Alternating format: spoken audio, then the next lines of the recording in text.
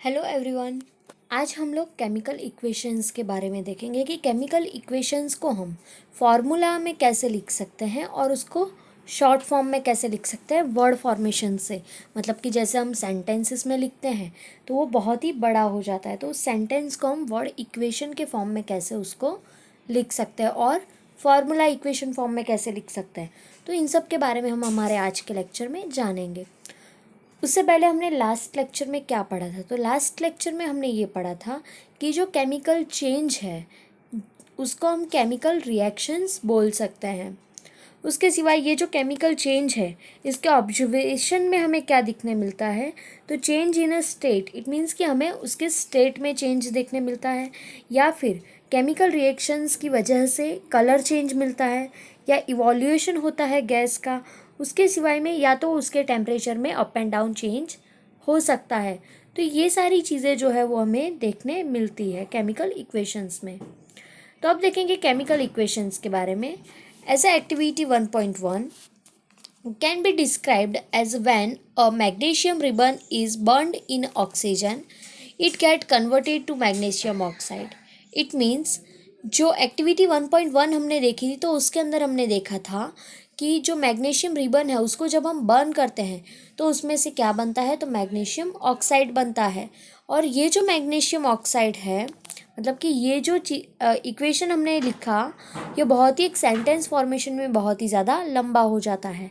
तो this description of a chemical reaction in a sentence form is a quite long, sentence form में long है। It can be return in the shorter form, मतलब कि हम इसको छोटे formation में भी लिख सकते हैं। The simplest way to do this is to write it in the form of a word equation, मतलब कि इसका सिंपल वे है कि हम उसको वर्ड इक्वेशन के फॉर्म में लिख सकते हैं। तो अब देखिए वर्ड इक्वेशन में हम कैसे लिखेंगे। The word equation for the above reaction would be, ऊपर के रिएक्शन को जो हमने वर्ड इक्वेशन फॉर्म में लिखा है, तो देखिए मैग्नीशियम प्लस ऑक्सीजन, जिन चीज़ों को हम जिन दो या तीन जिन चीज़ों के बीच में रिएक्शंस हो रहा है तो उसको हम रिएक्टेंट्स बोलते हैं। और ये रिएक्शन होने के बाद में हमें जो एंड जो चीज़ मिलती है उसको हम प्रोडक्ट बोलते हैं।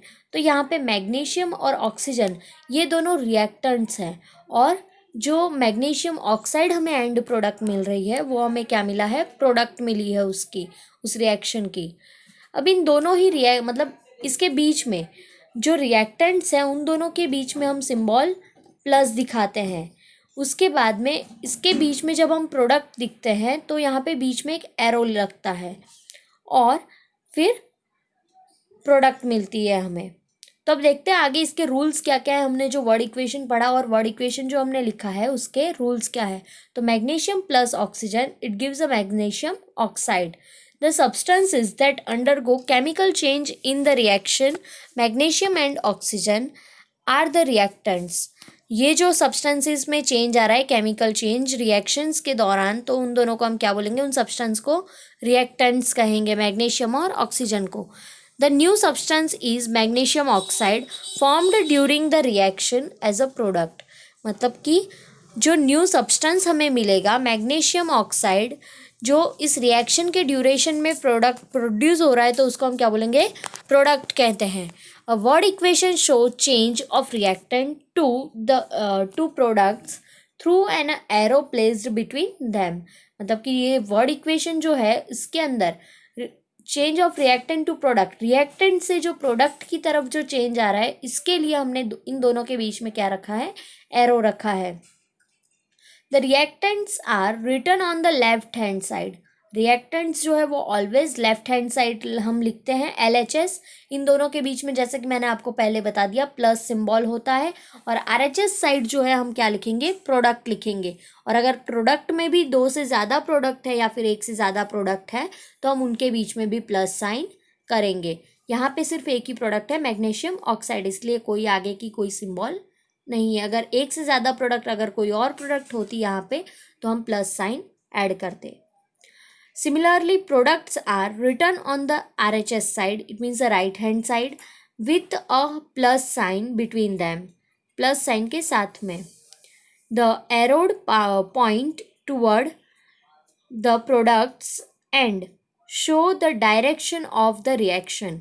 ये जो प्रोडक्ट है वो एरो पार्ट में हमें दिख रही है, एरो से आगे, और वो हमें डायरेक्शन बता रही है रिएक्शन का। अब हम देखेंगे कि कैसे हम केमिकल इक्वेशन को लिखते हैं। अभी ये तो हमने देख लिया कि वर्ड फॉर्मेशन में हम कैसे लिखते हैं, पर वर्ड फॉर्मेशन में भी ये जो रिएक्शन हम लिखते हैं उससे भी और ज़्यादा इजी वे में अगर हमें केमिकल रिएक्शन को लिखना है तो हमें उसके फॉर्मूला यूज़ करने होंगे वर्ड की जगह। तो वर्ड इक्वेशन को हम कैसे और अलग तरीके से लिख सकते हैं, तो देखते हैं इसमें। Is there any other shorter way of representing chemical equation, मतलब कि क्या और कोई ऐसा वे है, और कोई ऐसा रास्ता है शॉर्ट कि जो हम केमिकल इक्वेशन को और रिप्रेजेंट कर पाए अच्छे से।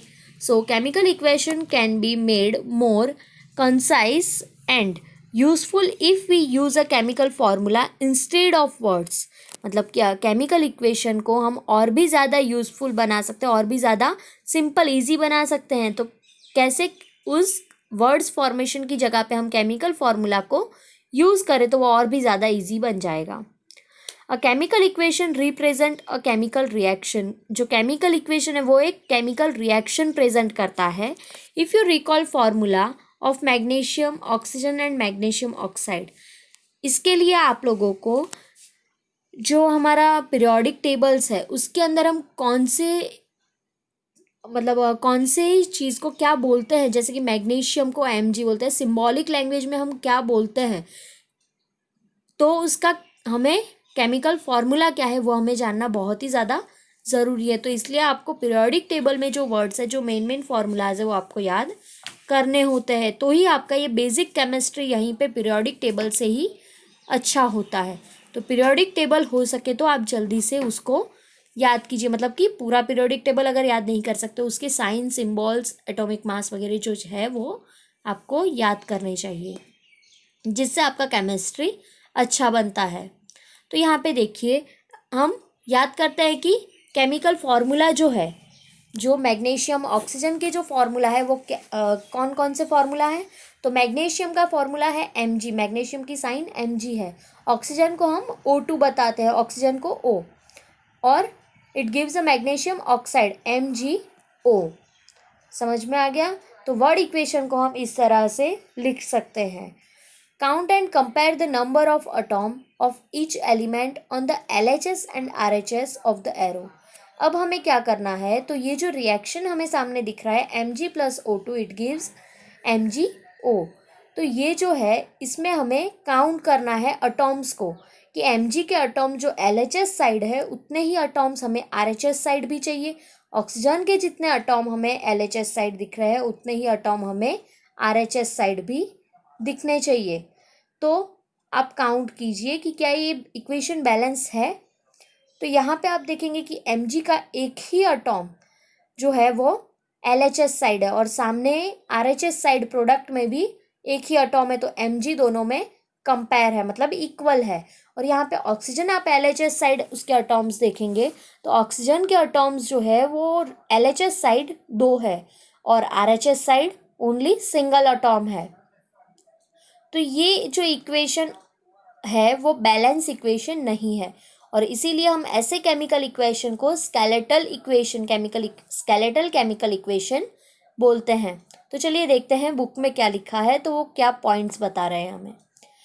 Count and compare the number of atoms of each element on the LHS and RHS of the arrow.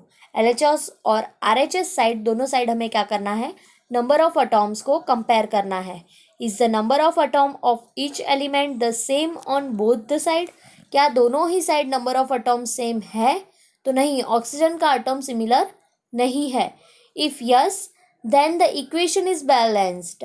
अगर है दोनों ही इक्वेशन में, मतलब दोनों ही साइड LHS RHS साइड दोनों ही अटॉम सेम है, तो इक्वेशन पहले से बैलेंस्ड है।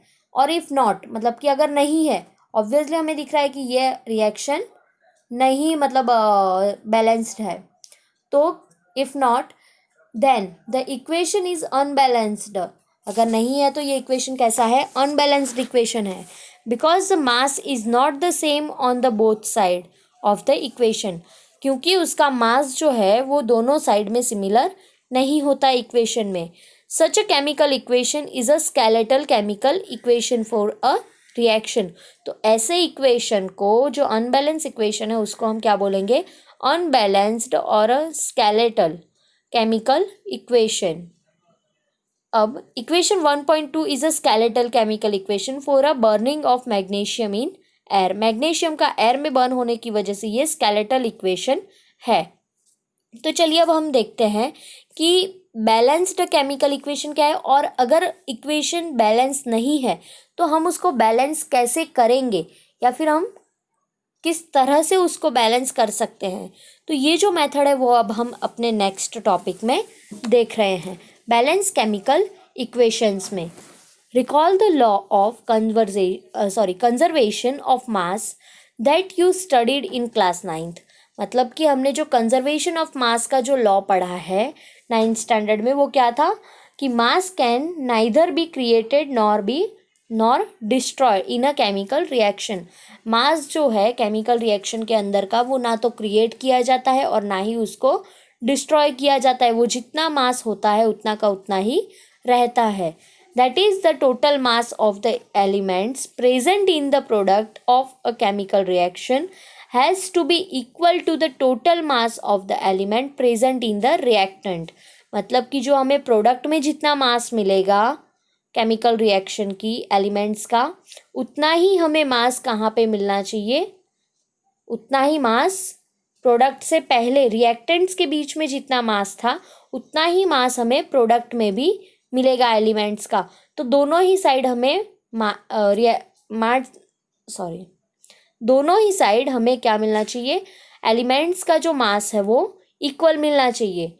तो that is the total mass of the elements present in the products of a chemical reaction has to be equal to the total mass of the elements present in the reactants.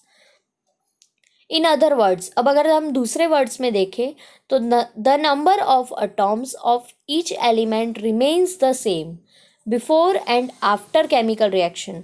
मतलब कि हर एक element जो है उसके atoms जितने हैं वो reaction से पहले और रिएक्शन के बाद में दोनों ही टाइम कैसे होने चाहिए? इक्वली होने चाहिए।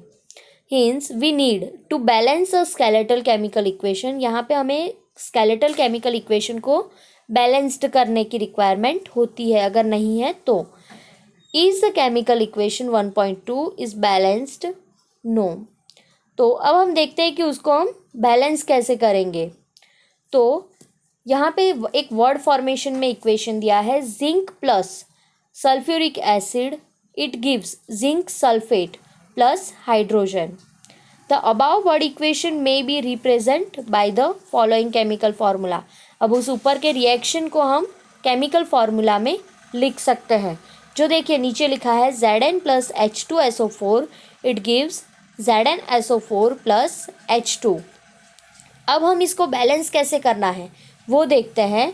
तो हमें यहाँ पे एक क्या करना है, बॉक्स बनाना है।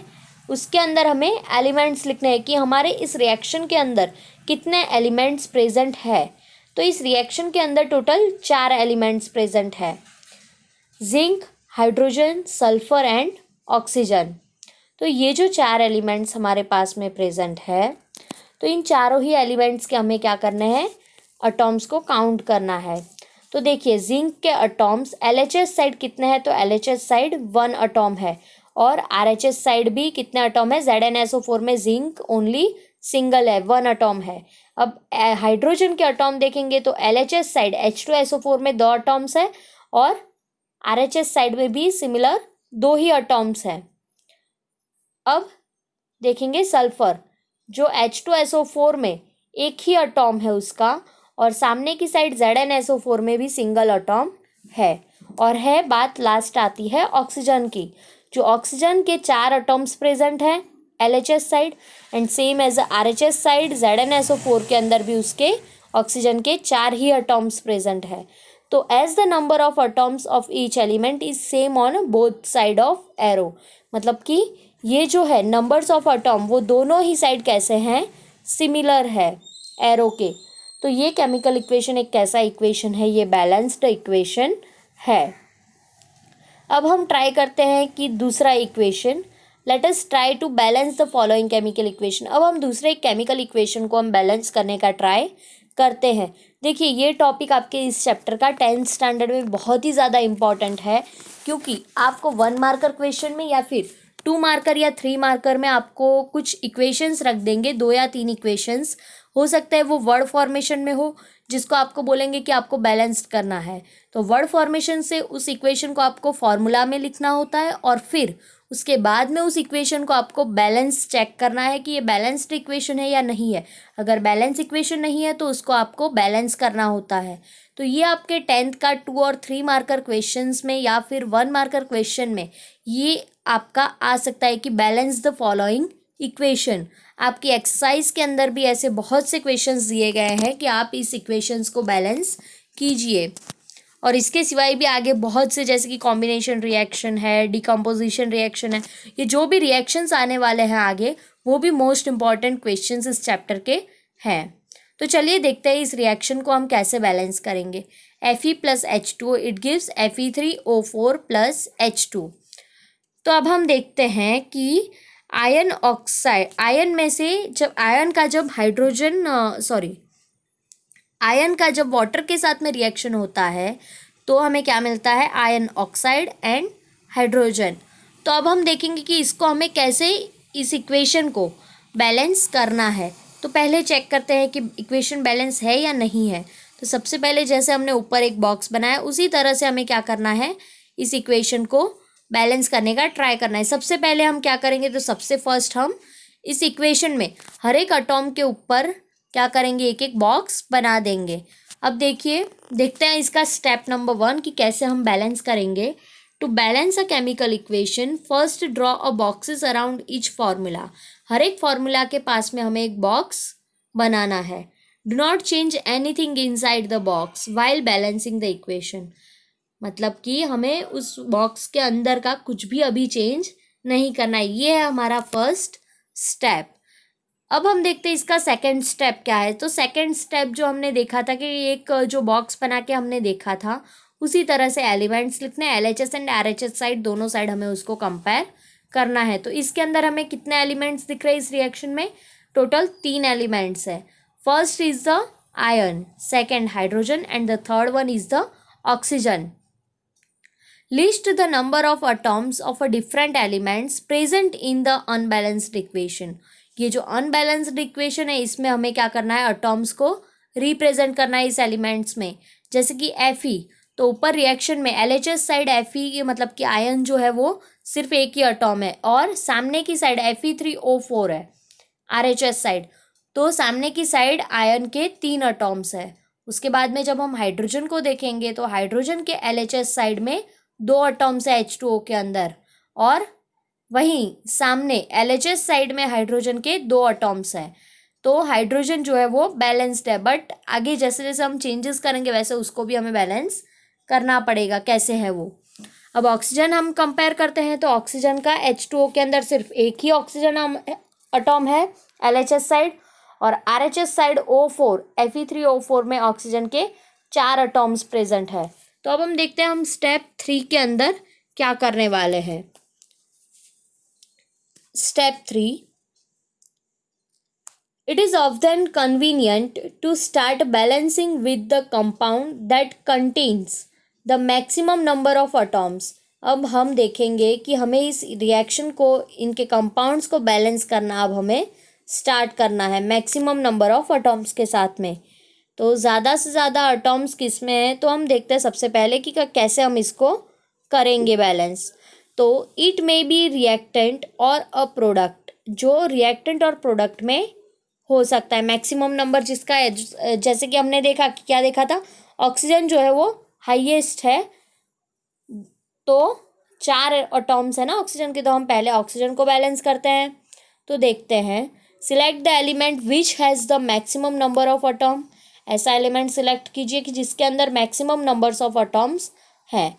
यूजिंग दिस क्राइटेरिया, इसी क्राइटेरिया को यूज़ करके we select Fe3O4 and the element oxygen in it. इसी क्राइटेरिया को देख के हाईएस्ट जिसमें अटॉम्स है वो क्राइटेरिया हम देखते हैं। तो इस हिसाब से Fe3O4 में ऑक्सीजन अटॉम एलिमेंट को हम इसके लिए सिलेक्ट करते हैं। There are 4 oxygen atom on the RHS and only 1 on the LHS side. 4 RHS side उसके अटॉम्स है, बट LHS साइड सिर्फ एक अटॉम है। तो उसको हम बैलेंस कैसे करेंगे? देखिए, इनिशियली 1 H2O के अंदर है और सामने की साइड में प्रोडक्ट के अंदर कितने हैं? Fe3O4 में 4 है। तो अब हम कैसे इसको बैलेंस कर सकते हैं? ऑब्वियस थिंग्स है कि 4 है तो उसको हम मल्टीप्लाई करेंगे तो सामने 4 नहीं होने वाले। तो हमें जहाँ पे 1 अटॉम है उसको हमें 4 के साथ में मल्टीप्लाई करना पड़ेगा। तो to equation the number of atom, मतलब कि हमें LHS साइड 4 के साथ उसको मल्टीप्लाई करना है। अब देखिए 4 के साथ मल्टीप्लाई करेंगे पर उसको भी मतलब लिखने का जो तरीका है वो कम्प्लीटली डिफरेंट होता है। ऐसा नहीं कि O4 नीचे ही हम लिख दे तो चलेगा, बट उसको हमें पूरे बॉक्स के साथ में उसको हमें मल्टीप्लाई करना चाहिए। मतलब कि हाइड्रोजन H2O के साथ में पूरा ही हमें मल्टीप्लाई करना होता है 4 को। तो अब देखिए, to equalize the number of atoms it must be remembered that we can not alter the formula of the compounds or elements involved in the reactions। हमें ये जो रिएक्शन है उसमें इस फॉर्मूला को याद रखना है कि हमें सिर्फ किसी एक को ही मल्टीप्लाई नहीं कर सकते, हम उस पूरे ही कंपाउंड को हमें मल्टीप्लाई करना होता है। For example, to balance oxygen atom we can put a coefficient 4 as 4H2O, मतलब कि H2O के आगे हमें 4 लगाना होता है, ना कि H2O4 लिख सकते हैं, क्योंकि अगर हमने H2O4 लिख दिया तो वो पूरा ही कंपाउंड चेंज हो जाता है, इसलिए हमें 4H2O ही लिखना पड़ता है। और H2O को ब्रैकेट में लेके अगर हम 4 को नीचे लिखना चाहे तो भी लिख सकते हैं। Now the partially balanced equation becomes, अब जो हाफ बैलेंस इक्वेशन, ये तो हाफ ही बैलेंस हुआ, अभी तो फर्स्ट अटॉम ही हमने ट्राई किया। तो ये हमारा पहला जो बैलेंस इक्वेशन है उसको हम कैसे लिख सकते हैं? तो ये Fe plus 4H2O it gives Fe3O4 plus H2। अब हमें देखना है कि सेकेंड अटॉम हम कौन सा देखेंगे, तो हाइड्रोजन देखते हैं। तो देखिए यहाँ पे जो आगे हमने जो लिखा है वो H2 के साथ में भी मल्टीप्लाई होगा, मतलब हाइड्रोजन के साथ में भी और ऑक्सीजन के साथ में भी। तो ऑक्सीजन के 4 मॉलिक्यूल्स LHS साइड हो गए, बट हाइड्रोजन के कितने मॉलिक्यूल्स हुए? हाइड्रोजन के 8 मॉलिक्यूल्स हुए LHS साइड। और सामने हाइड्रोजन के कितने मॉलिक्यूल्स है RHS साइड? ओनली 2 मॉलिक्यूल्स है। तो Fe एंड H अटॉम्स, अब नेक्स्ट स्टेप हमारा जो है वो हम देखेंगे। Fe and H are iron and hydrogen atoms are still not balanced. Iron के और हाइड्रोजन के अटॉम्स जो है वो अभी भी बैलेंस नहीं है। Pick any of this element, इन दोनों में से हमें किसी को भी लेना है। तो हम कौन से अटॉम को लेंगे? पहले हाइड्रोजन को। To proceed further, let us balance hydrogen atoms in the partially balanced equation. To equalize the number of hydrogen atom, make the number of molecules of hydrogen as 4 on the RHS। मतलब कि RHS के जैसे ही हमें उसको balance करना है। तो initially हमारे पास कितने हैं? H2O को हमने जब मल्टीप्लाई किया 4 से तो हाइड्रोजन के 2 अटॉम्स तो थे ही, तो 2 अटॉम्स को हमने 4 के साथ मल्टीप्लाई किया तो 2 4 जा 8। तो हाइड्रोजन के हमारे पास में LHS साइड 8 अटॉम्स हो गए, बट सामने इन अ प्रोडक्ट के अंदर हमारे पास कितने हैं? सिर्फ और सिर्फ हाइड्रोजन के 2 अटॉम्स हैं। तो प्रोडक्ट की साइड में 8 अटॉम्स करने के लिए हमें क्या करना पड़ेगा? उस प्रोडक्ट को जो 2 अटॉम्स है उसको भी हमें 4 से मल्टीप्लाई करना पड़ेगा। तो सेम एज आगे की साइड हम हाइड्रोजन में भी प्रोडक्ट के अंदर 4 रखेंगे। तो अब हमारा इक्वेशन जो है वो क्या बन जाएगा? Fe plus 4H2O it gives Fe3O4 plus 4H2। अब हम देखते हैं अब हमारे पास कौन सा एलिमेंट बचा? तो आयन बचा है। तो आयन को हमने बैलेंस अभी तक नहीं किया है, तो आयन को हमें क्या करना है? अब बैलेंस करना है। तो हम देखते हैं आयन को हम कैसे बैलेंस करेंगे। चलिए तो अब देखते हैं हमारे नेक्स्ट स्टेप में। Examine the about equation and pick up the third element. अब हम अपने थर्ड एलिमेंट्स को लेंगे। तो थर्ड एलिमेंट जो है विच इज़ नॉट बैलेंस, जो बैलेंस नहीं है। अब कौन सा एलिमेंट बचा? तो सिर्फ और सिर्फ आयन बचा है। अब आयन के अटॉम्स जब हम देख लेते हैं तो फर्स्ट साइड हमारे पास कितने एटॉम्स है, सिंगल एटॉम है आयन का रिएक्टेंट साइड, और प्रोडक्ट की साइड Fe3O4 के अंदर हमारे पास उसके 3 एटॉम्स है। तो अब हमें सिंपल सी चीज़ है, जब प्रोडक्ट में 3 एटॉम है और रिएक्टेंट में कम है तो हमें रिएक्टेंट को क्या करना पड़ेगा, मल्टीप्लाई करना पड़ेगा। 1 एटॉम जो रिएक्टेंट्स के अंदर है उसको हमें 3 से मल्टीप्लाई करना पड़ेगा, तभी रिएक्टेंट में हमारे पास में 3 एटॉम Fe के हो जाएंगे। तो अब देखिए अब हमारा रिएक्शन क्या हो जाएगा, 3Fe plus 4H2O it gives Fe3O4 plus 4H2। अब आया हमारा final step, step number 6। Finally to check the correctness, अब हमें चेक करना है कि हमारा इक्वेशन बैलेंस हुआ है या नहीं। To balance the equation we count atoms of each element on both sides of the equation. अब हमें दोनों ही साइड क्या करना है, काउंट करना है एटॉम्स को। देखिए 3Fe LHS और RHS साइड वापस से हम जब ऐसे बॉक्स बना के करें तो वो इजी पड़ता है, तो हम बॉक्स बना के अगर करें तो बहुत ही ज़्यादा इजी होगा। तो जैसे कि आप लिखिए 3Fe LHS साइड जो है सेम एज Fe3O4 में भी Fe मतलब कि आयन के 3 एटॉम्स है RHS साइड प्रोडक्ट में। अब देखते हैं हाइड्रोजन, तो हाइड्रोजन के 8 एटॉम्स हमें LHS साइड मिल रहे हैं मतलब कि रिएक्टेंट साइड, और प्रोडक्ट की साइड में भी हमें हाइड्रोजन के 8 एटॉम्स मिल रहे हैं। सेम एज ऑक्सीजन के 4 एटॉम्स रिएक्टेंट साइड में है, तो ऑक्सीजन के 4 एटॉम्स हमें प्रोडक्ट साइड में भी मिल रहे हैं। तो ये इक्वेशन कैसा हो गया, balanced chemical equation. The number of atoms of elements on both sides of equation are equal. In equation is now balanced. ये इक्वेशन अब कैसा है, बैलेंस इक्वेशन है। और इस मेथड को हम क्या बोलते हैं, ये जो मेथड है उसको हीट एंड ट्रायल मेथड हम कहते हैं। We make trials to balance the equation by using the smallest whole numbers coefficient. हम उसको छोटे को जो नंबर है स्मॉलेस्ट होल नंबर है उसको उसके साथ में कोएफिशिएंट को लगा के हम उसको बैलेंस करने का ट्राई करते हैं, इसलिए हम इसको क्या बोलते हैं, हीट एंड ट्रायल मेथड। अब हमें जो इक्वेशन होता है उसको हमें उसके फिजिकल स्टेट्स को भी सिंबल्स के साथ में दिखाना चाहिए, तो ही हमारा इक्वेशन कंप्लीट होता है। तो चलिए अब देखते हैं कि वो कैसे है और क्या है। Carefully examine the above balance equation, हमें केयरफुली उस इक्वेशन को एग्जामिन करना है, देखना है। Does this equation tell us anything about the physical state of each reactant and product.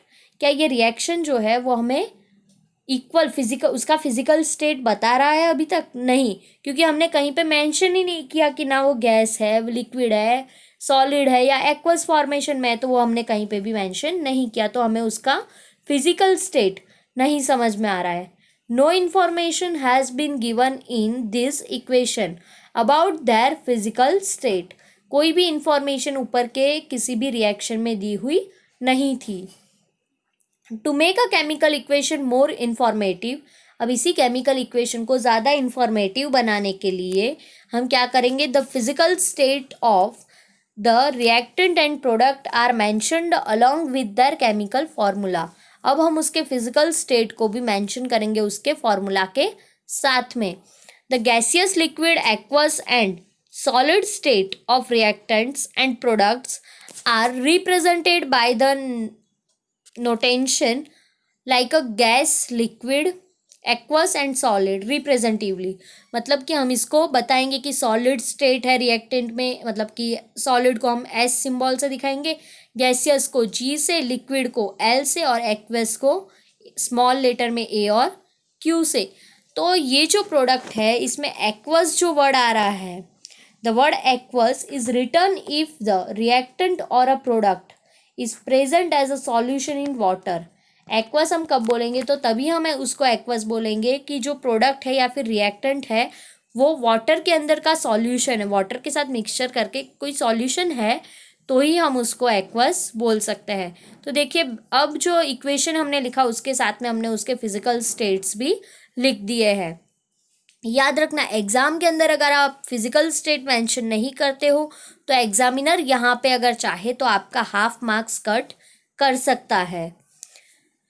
3FeS plus 4H2O gas, it gives Fe3O4 solid plus 4H2 gas.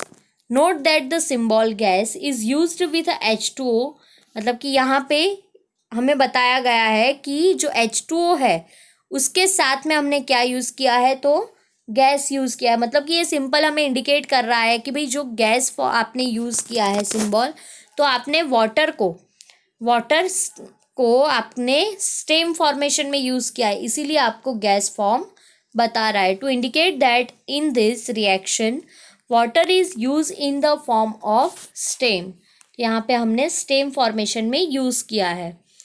Usually physical states are not included in a chemical equation unless it is necessary to specify them. मतलब कि यहाँ पे ये जो state है physical state वो included नहीं होता केमिकल इक्वेशन में, तो नेसेसरी टू स्पेसिफाई, तो उसको स्पेसिफाई करना ज़रूरी है।